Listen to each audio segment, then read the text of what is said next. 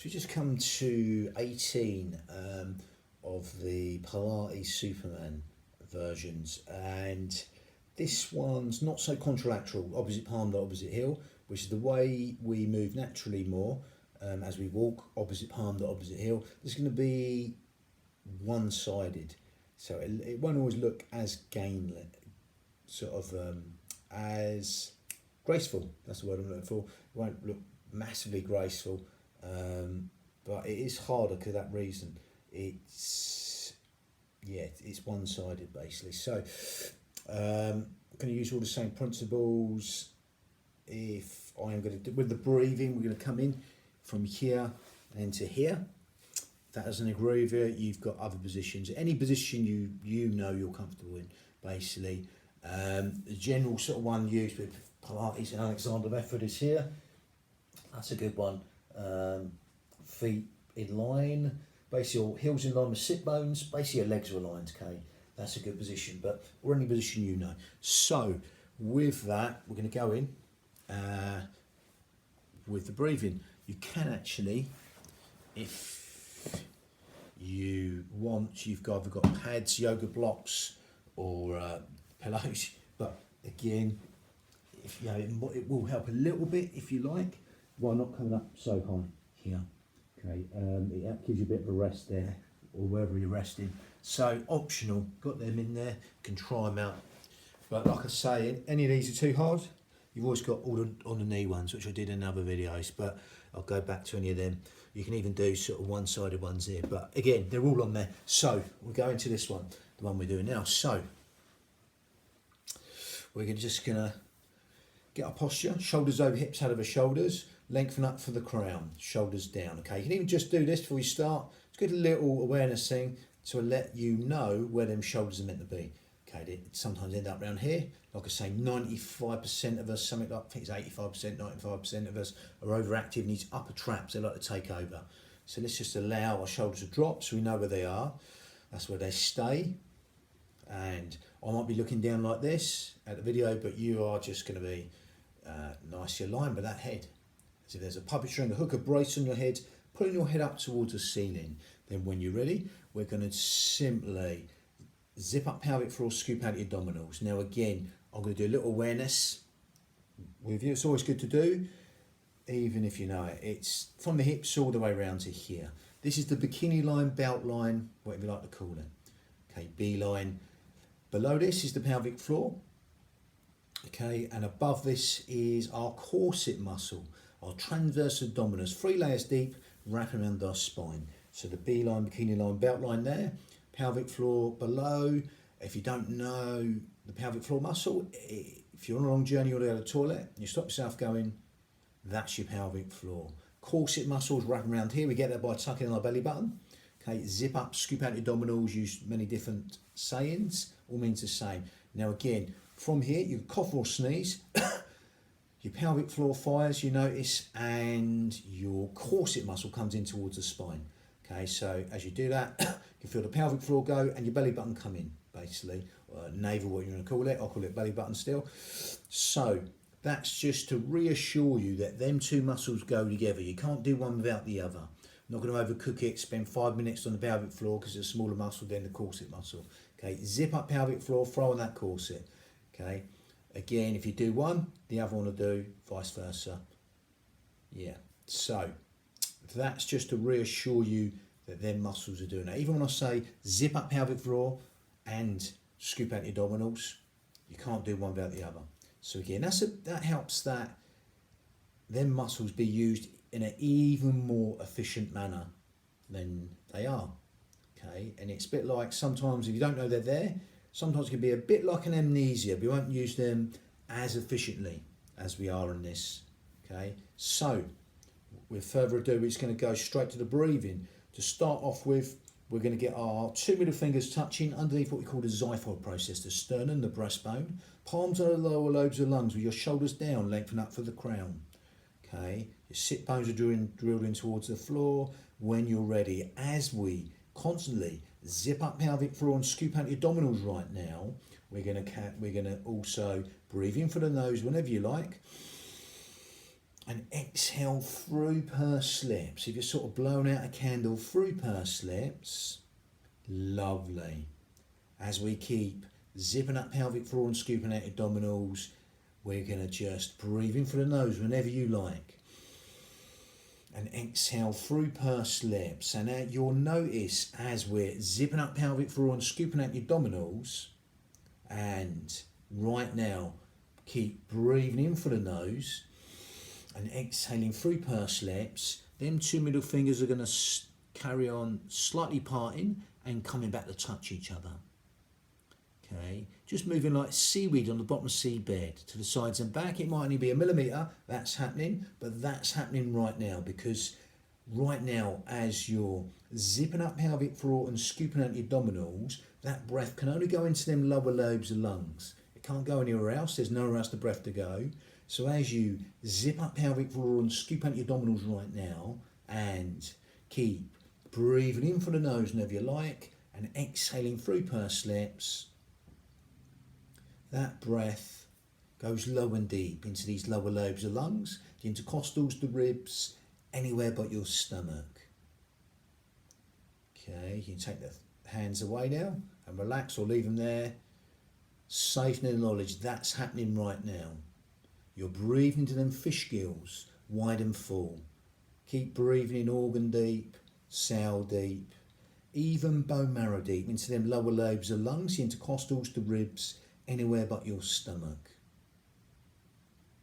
And with that, we're just going to compress the area between the ribs and the hips and carry on this. So as we fold over, this area between the ribs and the hips gets compressed. As we fold over here, you'll feel that even more happening right now as we're zipping up pelvic floor and scooping out your abdominals still, and keep breathing in through the nose whenever you like, and exhale through pursed lips. So you're sort of blowing out a candle through pursed lips. That breath can only go into them lower lobes of lungs, the intercostals, the ribs, anywhere but your stomachs. Keep breathing in organ deep, cell deep, even bone marrow deep into them lower lobes of lungs, intercostals, the ribs, anywhere but your stomach at your speed, as though someone's opening an umbrella inside your rib cage and letting go, or someone's just pushing out from inside your ribs and letting go. That lovely, free, expansive breath. Lovely. And just allow that simplicity to relax the mind as you constantly zip up pelvic floor and scoop out your abdominals, and keep breathing in through the nose whenever you like, and exhaling through pursed lips. Remember that exhale, that works like that cough or sneeze. Helps us naturally zip up pelvic floor and scoop out your abdominals without even trying, or trying not to try. Lovely, resonant out breath. Breathing in from the nose whenever you like. And it's really helps you fire and zip up pelvic floor and scoop out your abdominals without even trying, or trying not to try. Lovely job. Adding width to the lungs, you keep breathing in for the nose, and length of the out breath as you exhale through pursed lips. If you're blowing out a candle through pursed lips, simply allow that simplicity to relax the mind as you keep zipping up pelvic floor and scooping out your abdominals, and keep breathing for your nose whenever you like, and exhaling through pursed lips. So if you wrapped a tight scarf around your ribs and you breathe in that scarf wide and full, adding width to the lungs and length to that out breath. Lovely job as we breathe in, stack up these Lego bricks, these vertebrae. Now again, we're going to come onto our fronts, going to get the feet slightly wider than your hip width apart. Okay, just not out here. Again, there's hip width apart, just slightly wider. Okay, that's going to help us take a little bit away from our lower lumbar back and put a little bit more up near the middle 12 at the back, the hump region of the back basically, which helps, that area helps us fight up against gravity constantly in everyday life, as with all these extension exercises. So with that, if you can have the feet slightly wider hip width apart, that's going to do that, just slightly wider. If you can point the toes, great. That's brilliant. If you get cramping the toes or it's any uncomfortable, then just leave them natural. Okay. Yeah, you got the option with the blocks or the pads here, but otherwise we go straight in, and remember feet just slightly wider than width apart. Bit of setting up here. We're going to get the extension part right first. So we're going to hover the nose, lengthen through the toes, gathering our belly buttons away from that grape on the floor. If you can, to reveal a bit of daylight between the floor and our belly buttons. Don't worry if you can't. Imagine there's something slivery underneath the belly buttons and you're pulling away from it. Now from here, we're going to get this part right before we start. We're going to break it down. We're going to come up here. Again, we're not coming up higher than, basically our head doesn't move here. Okay, I might be doing that a little bit there, but again, we're just rolling this marble very gently with our nose. Our neck stays aligned. We come up to here. No higher than lower rib maintains contact with the ground. The breastbone looks to the wall as high as we go. Now we don't lift any further. That's where backs are hurt. Even with Pilates exercise, we go same side leg, same side arm. We reach Superman style. Now exhale. Then we breathe in, touch down. Nose nearly touches the floor. Then we go again. If you want to sort of alternate facial cheek at the end and the beginning for a rest, you can do that. Otherwise, stay central. Then we go same side leg, same side hand on the other side as we exhale. We reach same side leg, same side hand. Okay, going to go around this way. Just see that. Again, struggling a little bit of room there, but again, same side leg, same side hand. Exhale. Then we're going to breathe and come back down. Again, hover the nose, lengthen through the toes as we gather in our belly buttons away from that grape on the floor. It's exhale, reach, same side leg, same side hand. Breathing, coming back down, nose really touches the floor. You've got an optional facial cheek, or you can go straight in. Remember, slower's harder, faster's easier, especially in that negative phase, that coming down phase. When you're ready, exhale, reach, same side leg, same side hand. Breathing, come back down. It's exhale, that resonant exhale works like a cough or a sneeze. Naturally helps to zip up pelvic floor and scoop out your abdominals without even trying or trying not to try. When you're ready, same side leg, same side hand. We alternate each time. It's breathing, coming back down. Again, it's same side leg, same side hand. Breathing, coming back down. Don't try and force higher then. Lower rib maintains contact with the ground. The breastbone looks at the wall. So if you've got an eye on your breastbone, look at the wall. That's as high as you go. Then you reach from there. Exhale. Rolling that marble very gently with the nose. Breathing, coming back down. Then we go again. It's exhale. Remember that exhale helps to zip up and scoop out your abdominals. Navel towards the spine. You've got that little ripcord on your belly buttons. Put it in towards the spine when you're ready. Exhale, same side leg, same side hand. Breathing, coming back down. It's breathing, coming back down. Let's go 2 more each leg. When you're ready, gather in, zip up and hollow. It's exhale, breathing in, back down. It's exhale, breathing back down. Let's go 2 more. Exhale, breathing back down. Let's go 1 more for good luck. Lovely. So from there, as always with Pilates, there's a nice release stretch, a counterbalance to what we just done.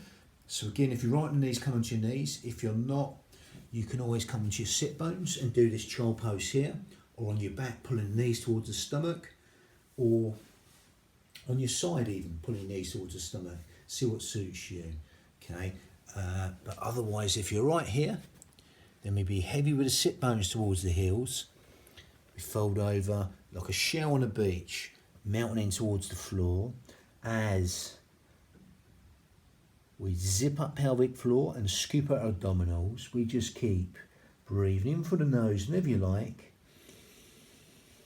and exhaling through pursed lips as you feel that release on the lower back, the glutes, the buttocks, just releasing the knots that bound you, feeling that sense of liberation and freedom. The lower back, the glutes, the buttocks, breathing from the nose whenever you like, and exhaling through pursed lips as You allow yourselves just to melt in towards the floor and feel even more restful relaxation responses and the endless streams of comfort.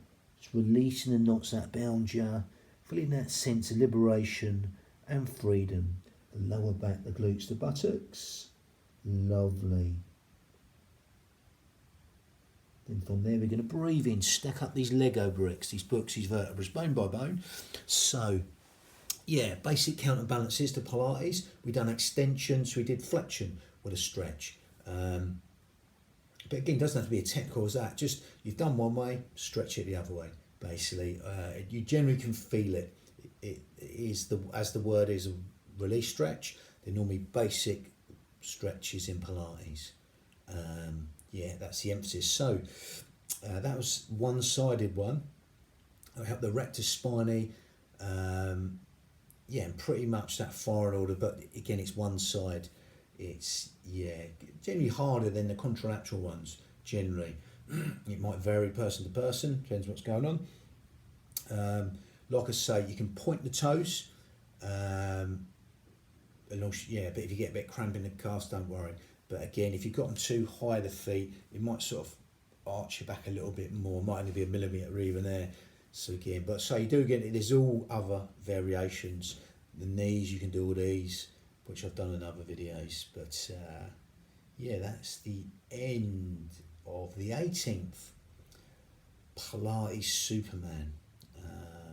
Yeah, bang.